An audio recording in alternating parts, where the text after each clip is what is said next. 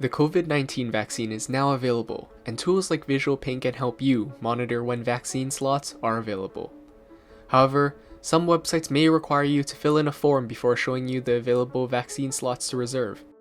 With the help of Visual Ping's PreAction tools, you'll be able to fill in the necessary information to get your monitoring started. First, paste in the URL of the page you want to monitor. For this example, I'll be using CVS. Their page asks you to fill out a quick questionnaire before proceeding. Next, you want to scroll down and open up the PreActions tab. Here, you can set any series of actions Visual Ping should take before monitoring. Click on the cursor icon to tell our system what area you want to click. To add another action, click on the Add Action button here.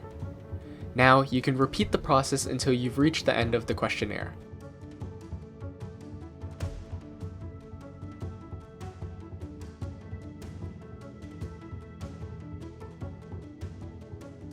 To finish off your job, just enter your email and set the frequency of checks. Lastly, just click Start Monitoring to create your alert. You'll be prompted to create an account with us so you can view all of your monitors in your user dashboard. Thank you for choosing Visual Ping, and stay safe everyone.